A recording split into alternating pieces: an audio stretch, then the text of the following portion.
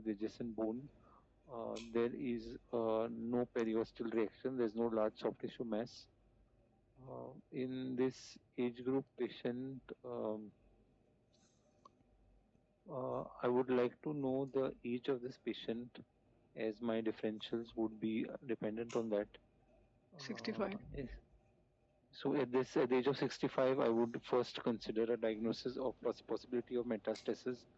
A second possibility could be of of a myeloma. So I will review any previous radiographs to None assess. available. Okay. I will. I would I would in consultation with the MDT. I would arrange for a biopsy of this lesion, which will be done by the sarcoma team, and follow up with an MRI of this limb, including the upper and lower joints, for assessment of involvement, local staging.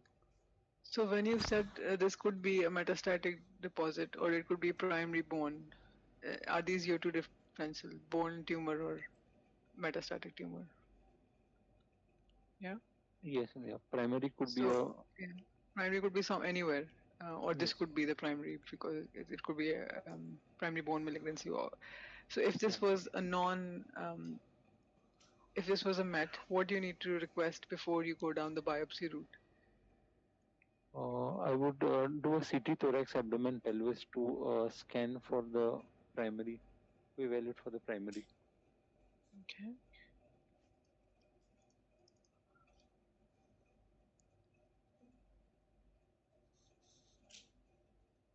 So there are multiple hepatic target lesions, could be metastasis.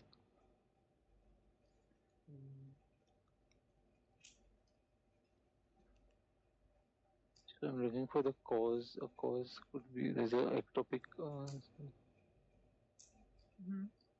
The left kidney is malrotated. Yeah. The stomach wall is thickened, but it's undistended. The rest of the colon is. I would like to look at the lung windows for any pathology. Okay, the lungs are normal. The lungs are The normal. Yeah. lungs are normal. So I would still like to review the intestines, the colon specifically, as the hepatic mets could be It's normal. from there. So then this could be a multi. Anything else you want to review other than Okay, the there organ? is a speculated mass in the left mammary region. So a tiny speculated mass. So this could be a primary breast cancer.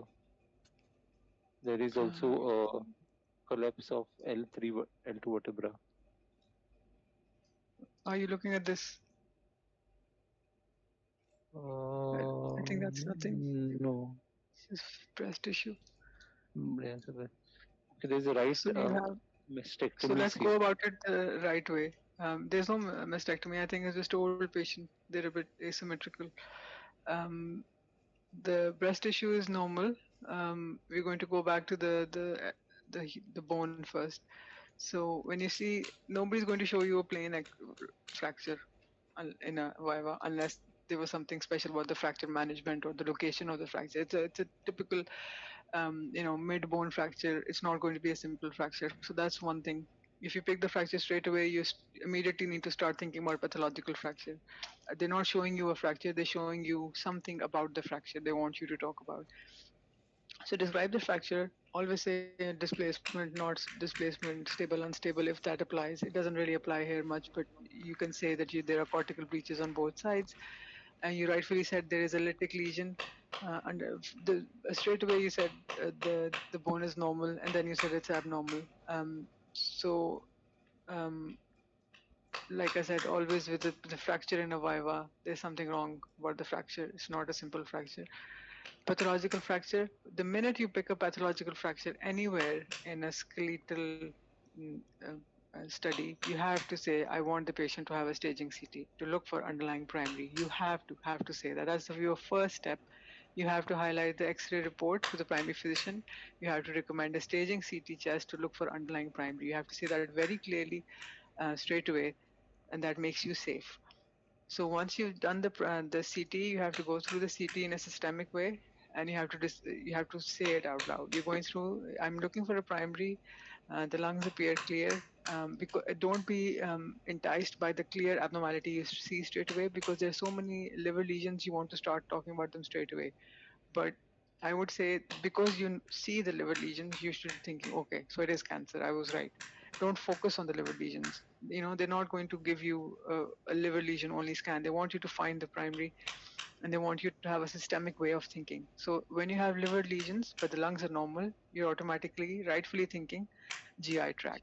So you've said colon. Unless it's a CTC, they're not going to make you look for a very tiny circumferential bowel thickening on a CT. It would be something more obvious. You picked the liver lesion. You did not talk about the necrotic looking nodes that were at the right next to it, and that's one. That's two. And you picked the stomach wall thickening. The minute you picked it, you should have noted that there were nodes next to it. And this patient actually did have esophageal primary with adjacent lymphadenopathy and the liver mets.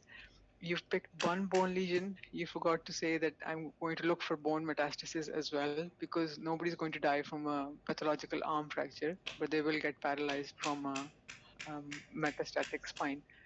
So this one here, you should be talking about, or if you can't pick it, you should say it out loud. I would like to exclude further bone metastasis. This one, when you picked, if you had picked it, what would be the next step? MRI of the spine. MRI of the spine, yeah, rightful. So, what sequence would you like to see? T2 weighted sagittal. Okay, there you go. What do you? If this is on your reporting file, what do you want to do? I will immediately communicate these findings to the referring clinician, as there is severe compression of the spinal canal, and I see that there is. So this patient needs urgent decompression of this mass lesion. Okay. Okay. Anything else about the bones? Any other mets you see? The thoracic spine is normal. Cervical spine is also normal. Okay. There are modic and changes at lower lumbar level, but no metastatic changes.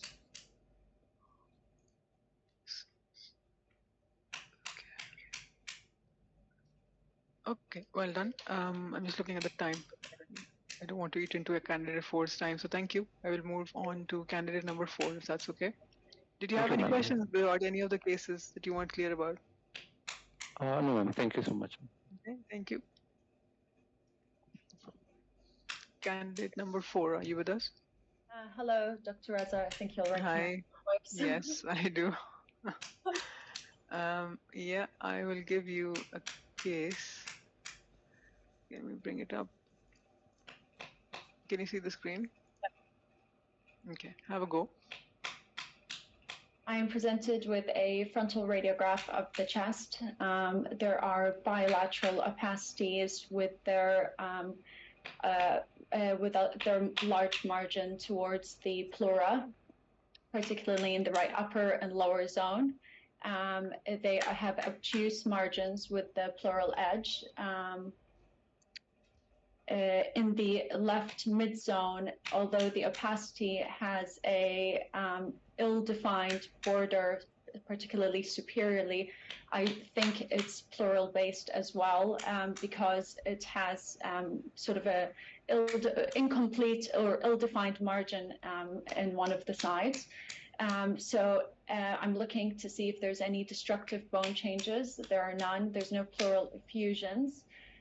There's no other abnormality, or there's no hilar lymphadenopathy, and I do not see any other focal mass lesions in the lung parenchyma.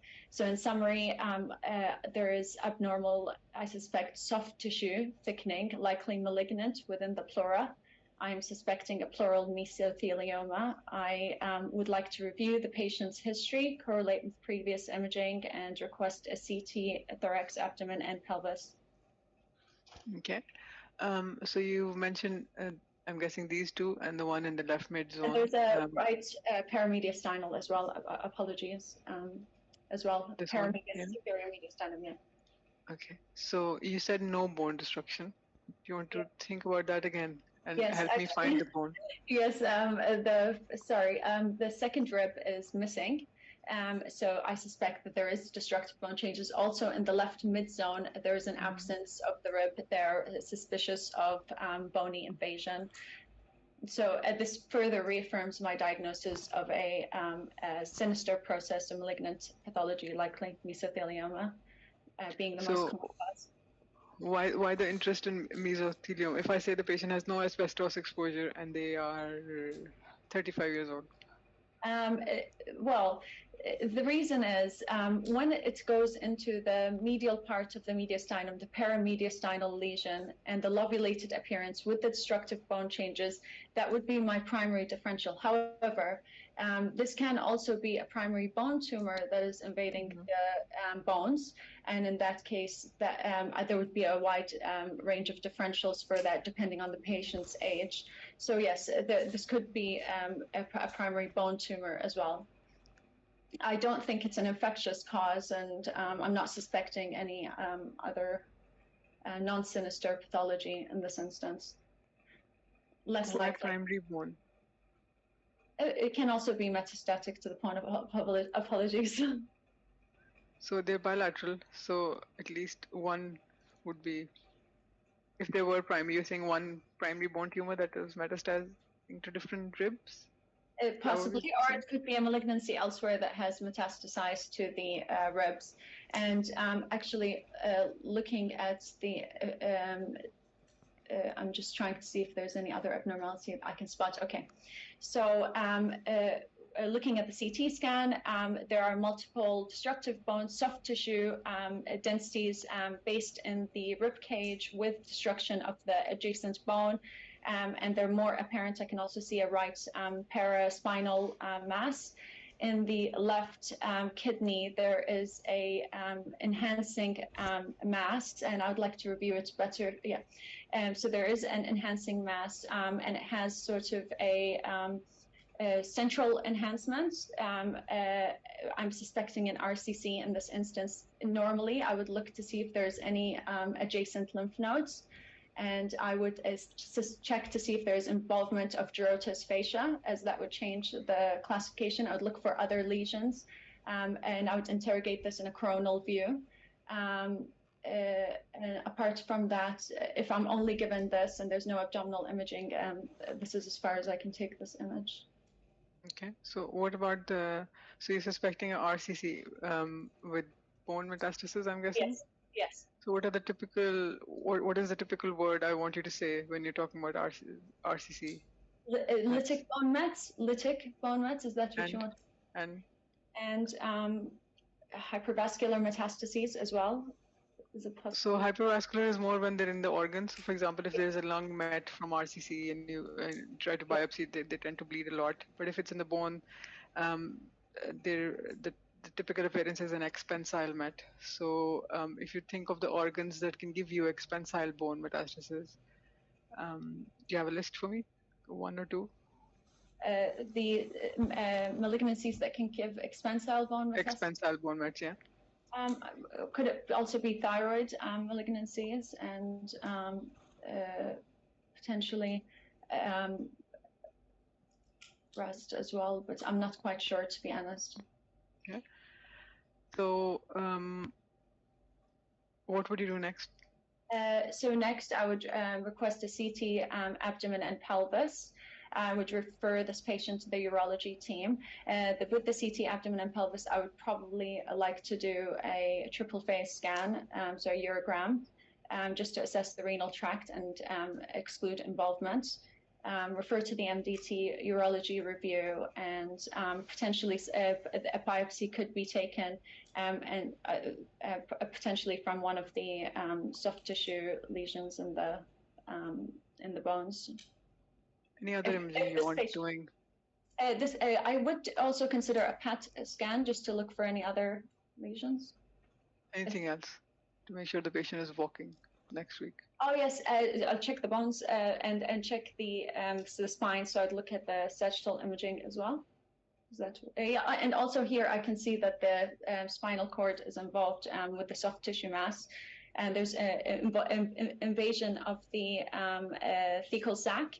And complete soft tissue opacification of where I would expect the spinal cord to be. I would be very worried about spinal cord involvement, and I would contact the orthopedic team, alert them about this patient, and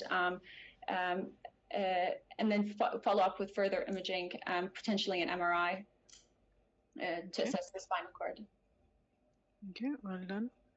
Let's move on to the second one. I think you got everything right. The description I wanted straight away was multiple bony lesions, because I think in this one it's quite obvious the bone is missing here, and that's why they look so clean. That's why you pick them straight away, because there's no bone behind it. The description was, if this was the only abnormality, I would buy the pleural-based obtuse margin, etc. But here the bone destruction, and here it's quite clear. So I was looking for bilateral aggressive lesions causing bone destruction. I'm concerned for underlying malignancy, metastatic or primary bone, or whatever you wanted to. But after that, I think the CT obviously caught up very quickly.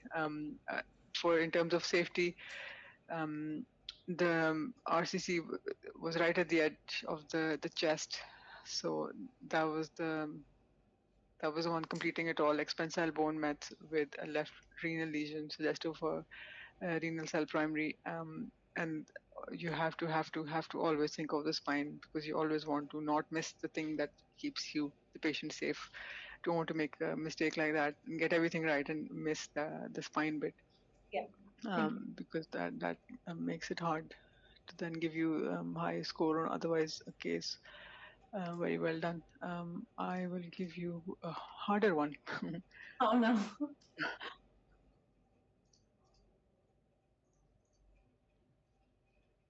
Okay. So this is, let's see without history. Then I'll give you the history if you ask for it. Okay, I am presented with a frontal radiograph of the chest. There is no obvious abnormality that is apparent to me. However, I do notice that there is increased reticular nodular opacity in the periphery of the lungs bilaterally, and there is also I forgot the name for it. The line for long-term portocath in situ. In the presence of the portocath in situ, I'm thinking about patients that need long-term medications, administration of IV medication. So looking at the lungs, I can actually appreciate bilateral tram-like and cystic bone changes, most pronounced in the upper and mid zone. In the right periphery of the right mid zone, I can appreciate a focal opacity with central lucency, and I wonder whether that could be a cavitating lesion. I'm also looking at the lungs to see if there's any further opacities, and I suspect that there may be an opacity in the right lower zone, just behind one of the ribs, the lower ribs. Looking at the left lungs, there's no further changes. There's no hilar lymphadenopathy, no pleural effusions, and no bony abnormalities that I can appreciate. In summary, this is a patient who has a post-portocath with bilateral cystic bronchiectasis and a focal opacity in the right mid-zone peripherally, and a suspected further opacity in the right lower zone. I would think about cystic fibrosis in the first instance, and with the cavitating opacity, that I would be worried about atypical infections.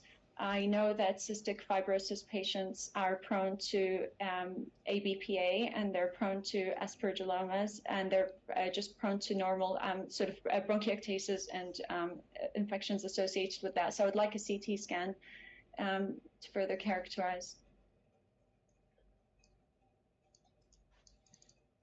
Okay.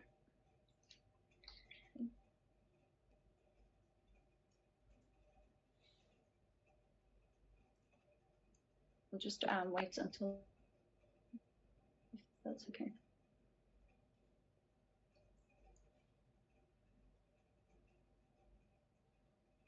Okay. So axial plain CT scan of the chest, bilateral cystic, so bilateral traction bronchiectasis with cystic bronchiectasis, most pronounced in the right mid-zone, where there is also associated patchy opacities that have the appearance of tree and bud nodularities. And there was also one of the cystic bronchiectasis, actually both bilaterally, there's endobronchial thickening and further thickening around the cystic atypical infections in these patients. What is endobronchial thickening? Endobronchial thickening is... you mean bronchial wall thickening? Bronchial wall thickening, yes. Okay. Yeah, sorry. And you mentioned traction, bronchial dilatation, and bronchiectasis. Yes. So you have to pick one, I'm afraid. Yes, yeah, you're right. I think, sorry, there's cylindrical and cystic bronchiectasis. Yeah, Is what I exactly. meant. Yeah. Apologies. So when you say traction, you're implying ILD. The patient Yes. doesn't have ILD. Yeah. So yeah, I think, and I think you picked this tiny region as well on the radiograph, which was good. Yeah, bang on. I think the portacath is a hint, but you can't say I got the case because there's a portacath on. You have to be a bit more. It's a subtle hint. So you can't bank the diagnosis on the fact the patient has a portacath. You can say it later on, but don't let it be the reason you say cystic fibrosis. Although that's why we all do it, but let's make it not that obvious. I will give you another one.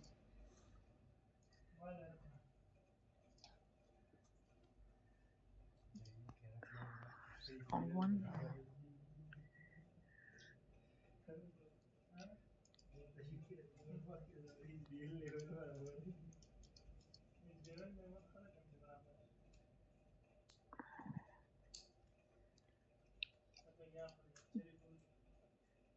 Okay, one second. Okay.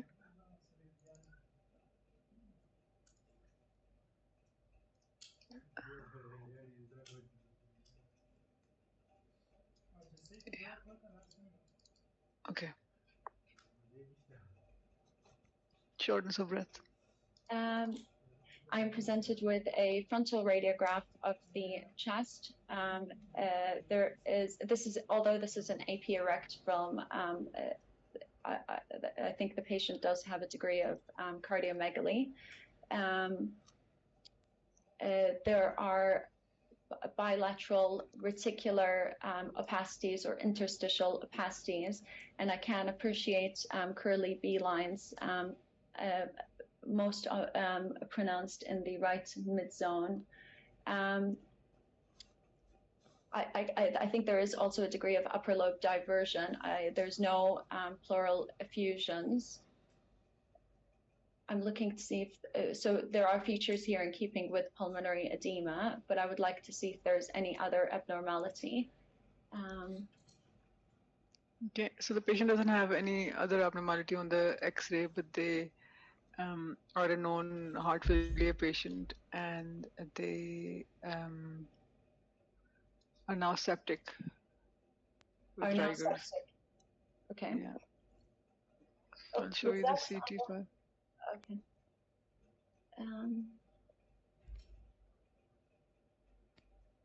Right. Okay. So bilateral. Sorry, I'll just have a better look at them too. Okay.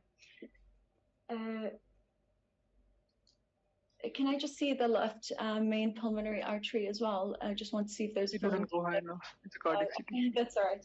Okay. So there are, so left pulmonary artery demonstrates a central filling defect in keeping with an acute pulmonary thromboembolism. There are wedge-shaped bilateral posterior basal consolidative and ground glass changes with areas that have sort of interlobular septal thickening. And these are in keeping with pulmonary infarcts in the presence of pulmonary embolism. I also noticed that in the left kidney, there was a wedge-shaped area of hypoattenuation that is extending to the renal cortex. I cannot appreciate a cortical rim sign. I would interrogate the left renal artery in detail to exclude a filling defect. However, this appearance to me is suspicious for a left renal infarct. So in summary, there are multiple, there are pulmonary and renal infarcts. And in a patient with heart failure, I would be worried about thromboembolic causes, such as atrial fibrillation or an irregular heart rhythm. It is, I would interrogate the heart to just exclude, atrial septal defects or any other abnormality, but I can't appreciate that. And I think there is also a filling defect in the left ventricle. Which I suspect is most likely a thrombus, just because this will be the most common etiology. Having said that, I would like to interrogate it and assess its attachment to the, if there's any attachment to the adjacent muscles, which I cannot appreciate any attachments. So this is likely a thrombus in the left ventricle as well. So what are the infarcts then? So could the infarcts be this thrombus is throwing off microemboli and causing infarcts? So what are you concerned about in the patient's history? So I would be concerned about a possible etiology. So what is causing the thrombus? So what causes of thrombogenesis or having an increased risk of thrombus? So atrial fibrillation would be one. Is there a myocardial infarction or an aneurysm secondary to previous infarct? And actually looking at the cardiac wall, is there some thinning of the, I could be overcalling here. No, it's dilatation because he's in heart failure. It's just a dilated LV. But in terms of history, are you concerned about any underlying drug history, or would you think that?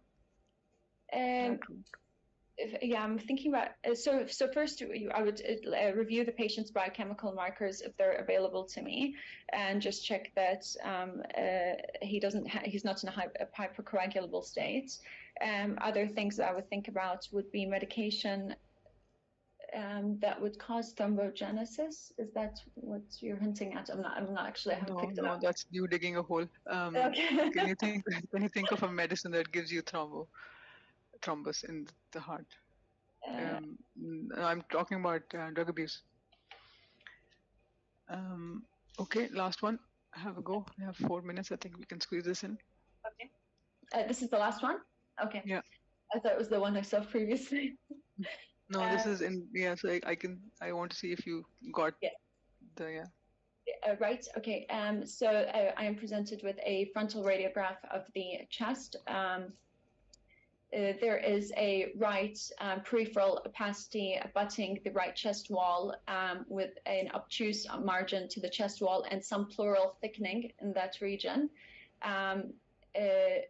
I suspect that this is a pleural-based mass. I can't see any underlying destructive bone changes, but because I can see underlying pleural thickening, I am looking to see for signs of previous asbestos exposure. And actually in the left lower zone, there is a irregular opacity that could be a holly leaf sign in the left lower zone, which might represent. I would normally window to look at the hemidiaphragms to see if there's any pleural plaques in that region. Elsewhere, I can't appreciate any hilar lymphadenopathy. And there's mild blunting of bilateral costophrenic angles, which might represent a small pleural effusion. So in summary, I have a pleural-based mass with bilateral calcified pleural plaques. My primary differential in this instance would be a mesothelioma, but I would like to correlate to previous imaging, as I also know that there is one other differential for a benign pleural-based mass, such as a pleural fibroma. So if I can have a CT, it would allow me to better interrogate this lesion. So on the X-ray at one patient ago, what was the mistake you made? I immediately didn't recognize that the mass could have another differential, that it had obtuse margins. You didn't pick the bone destruction. Yeah, I didn't pick. Is there bone destruction here? Where is this rib? Which, oh, yes. Okay, that one would have been a bit advanced. So this, Yes, the minute you see an obtuse, you want to either call it cancer or not cancer. For that reason alone, you need to stare at the ribs really closely, over and under a lesion. Whenever it's peripheral, the margins are quite obtuse. Like you said, they're well defined, so it's clearly not in the lung. It's either in the pleura or it's in the chest wall or outside.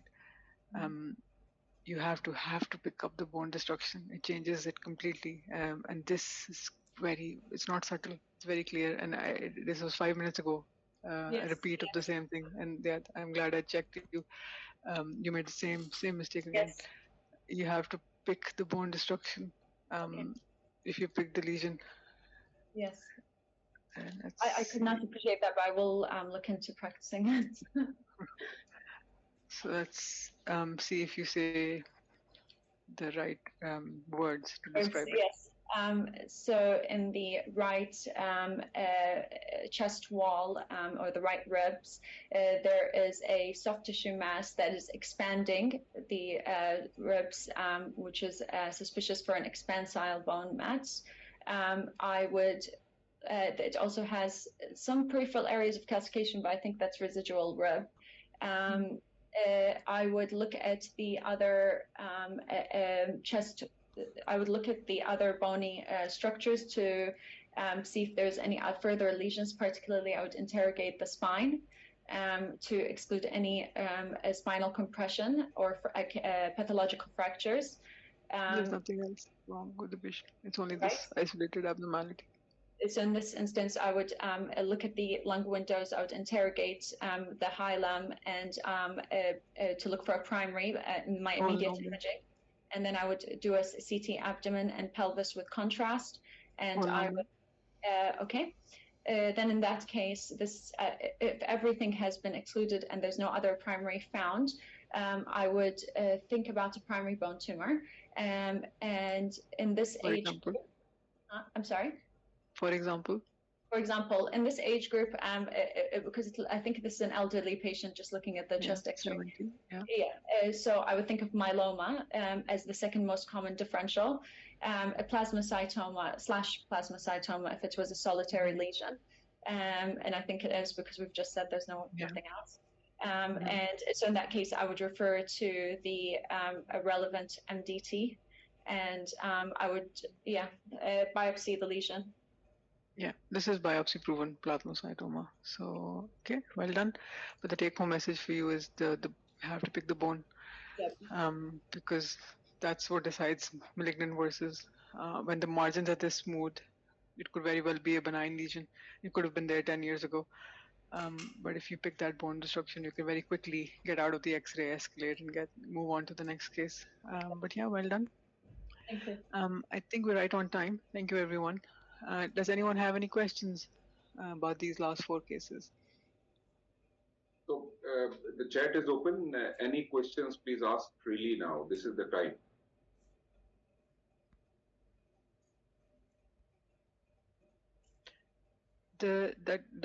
Can I have a go at the questions now? Do you want Yes, to? please. Yes, please. Okay, Take so your I time. have a question. Take your time, whatever suits you. Okay, the first question is I have a question about the military TB case. On the CT, there was a mention about tree and bud, but the diagnosis was military. I think the word is military, and you're writing military, so that's one thing to correct. We have to call it military TB. Military TB is, like you said, hematological spread. The patient does, when somebody is immunocompromised, they have a bit of everything going on, and this patient was actually reacting to a drug as well. So this was a mixed diagnosis of hypersensitivity with superadded atypical infection. But in miliary TB, you should not have tree and bud. In endobronchial spread of TB, you have tree and bud and all these nodules. When you have central lobular nodules, that implies that there's something inside the airways. So yeah, that's if that was TB, it wasn't miliary, it was endobronchial spread of TB. Is the lower right vasculature on this chest X-ray normal? Yes, it is normal. This one on the screen right now, this is normal. With age, you get this sort of blunting of the diaphragms bilaterally quite commonly. But like the last candidate said, quite rightfully, you have to say, it could represent small pleural effusion, but this is just common pleural thickening in elderly patients. This right lower lobe vessel can look quite prominent in many people, but this is normal. If you are concerned that it looks prominent, you try to follow it. If it's something linear, the likelihood of that being a vessel is more. Then you follow it back to the hilum and think what lesion can look like that. I can't think of a lesion that looks linear like that is coming out of the hilum towards the base, which can only be a vessel. Isn't myeloma plasmacytoma a purely lytic lesion? Why does it appear soft tissue density in the final case? A lytic lesion is something that destroys the bone. When bone is destroyed, it doesn't result in air or fat. It looks like soft tissue. So it doesn't calcify. It's just the bone expands and it can look like soft tissue. Miliary can be ground glass. Yes, it can be. How to differentiate between collapse and consolidation? That's a good question. Usually, they both happen at the same time. So that's one way to get out of a tricky spot. If you can't make up your mind, something has to have consolidated before it collapsed. So it's quite common to see in reports there is collapse consolidation. Collapse uh, doesn't always mean there is something wrong with that part of the lung. Collapse can be secondary to something proximal to the lung. Collapse just means that part of the lung deflated. So collapse has to cause volume loss. That part of the lung has to get smaller. Consolidation alone is replacement of the air spaces with something else. It could be blood, it could be pus, it could be blood, water, or inhaling something, or a reaction, exudative collection inside the air spaces. So consolidation means normal lung volume air is replaced by something else. Over time, that part of the lung gets so underventilated that it starts collapsing. The body starts pushing air into it and just gives it a lower volume and it collapses. So the way to differentiate on X-ray is you want the fissures to move. The fissures have to go towards that area of abnormality, and that means collapse. Sometimes in consolidation, you can have um, uh, uh, increased volume as well, and that's a very typical sign of a certain infection. I don't know if you guys remember it or not, but when you say consolidation that is causing increased volume or bulging of the fissures, that's a typical sign for Klebsiella pneumonia. So that may be something you get asked: is a consolidation that has a mass effect or is pushing the fissure? You have to think of cancer, and if it's an infection, it would be Klebsiella. So I hope that answers your question. Would you consider brown tumors if old and fibrous? Yeah, you would, but that's a discussion for the Viva. Common things commonly is myeloma more common. Fibrous dysplasia, you tend to get asked for more for pelvic bones, or it's a more heterogeneous appearance. But obviously, anything can look like anything. On this last case, why could this not? I can't keep track of the chat. It's moving too quickly. For the sarcoidosis case, silicosis in cold worker can also cause lymph node calcification. Was it the posterior predominance that made sarcoidosis more likely? Yes, absolutely. It was the typical appearance. In cold workers, pneumoconiosis, you tend to get lung calcification as well. That's something sarcoidosis does not tend to do. The nodules you get in pulmonary sarcoidosis, they don't tend to calcify. Whereas in cold workers, you tend to get lung nodule calcification as well. And the lung is a bit more um, rough looking, dirty looking, scarred looking. What management can we suggest for end stage sarcoidosis? Nothing. It's irreversible. And those patients are usually under follow up. Sometimes they tend to get a flare. So somebody with stage 4 sarcoidosis can have a flare and they can develop parenchymal or the nodules again. And that's when they need treatment. But purely fibrotic sarcoidosis does not have a treatment. Posterior lung fibrosis, why not post respiratory distress syndrome? Because it wouldn't be upper lobes. Post ARDS, lung tends to be posterior. Yes, you're correct, but they don't tend to favor the apices. It doesn't go that high. Ma'am, can we have one time? Of course you can. It's up to Dr. Sami to invite me back. I'm happy to come back. Post lung fibrosis, why not TB? It can be TB. In TB, when you get fibrosis like that, the lung has cavitation. The lung has a lot more asymmetrical scarring. You get bronchiectasis, you get scarring and cavitation. So I can show you a case next time for TB to put it side by side to you so you can appreciate it. But yes, purely on X-ray, yes, you can talk about TB. But when it comes to that CT, you should think of sarcoidosis only. On this last case, why could this not be a pleural met with rib restriction? It absolutely can be, absolutely. And if I was the candidate, I would have said pleural met with rib restriction or a bone met, vice versa. It definitely can be. You cannot differentiate purely on X-ray. But the take-home message should be that if you see that on a chest X-ray, you have to pick the bone destruction and you have to call it cancer. You have to escalate appropriately, considering the patient likely has cancer, either primary or metastatic. So it doesn't matter whether you call it pleural or bone. You can't differentiate on X-ray. Can't see any more questions. Sigmoid or cecal. Go back. I've anonymized the cases now. I can't find them.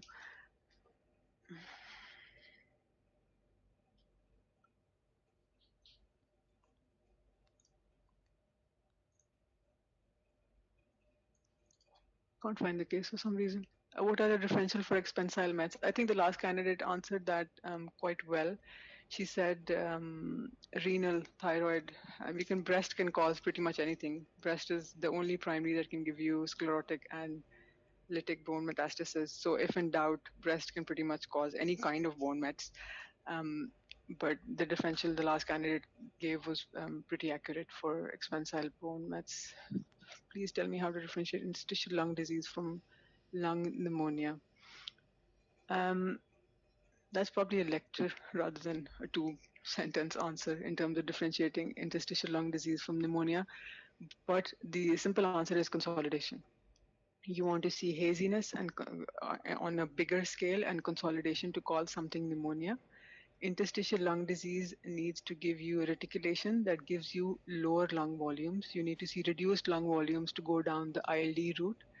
If you have haziness, general haziness, you need to talk about pneumonia, or if in doubt, pneumonitis is a good word, because pneumonitis doesn't really commit to infection or idiopathic process, because in the beginning ILD, like drug-induced or something, can look like pneumonia.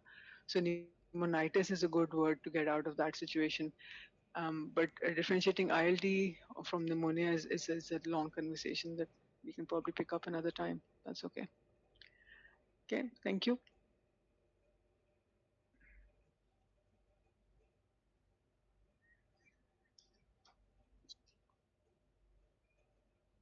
So, Samavia, that is, I think, all. There is a, what is this? The nitrofurantoin induced ILD. Okay, that is just a comment.